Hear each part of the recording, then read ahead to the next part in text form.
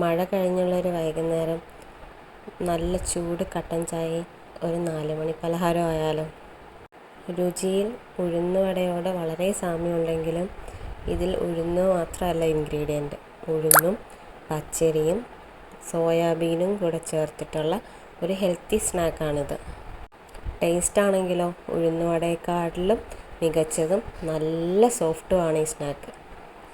അതിൻ്റെ ഒപ്പം മുളക് പൊടിയും ഉപ്പും വെളിച്ചെണ്ണയും വിനാഗിരിയും അല്പം കായപ്പൊടിയും കൂടെ ചേർത്തിട്ടുള്ള ഒരു നല്ല ചമ്മന്തിയും കൂടെ ആയാൽ ആഹാ അടിപൊളി.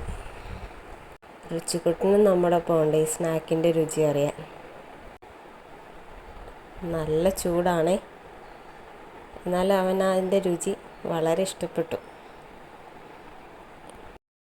ഇങ്ങനത്തെ ഈസി സ്നാക്സും നമ്മുടെ കുഞ്ഞു കുഞ്ഞു വിശേഷങ്ങളും എല്ലാം അറിയാനായിട്ട് ആഗ്രഹമുള്ളവർ ചാനൽ സബ്സ്ക്രൈബ് ചെയ്യണേ.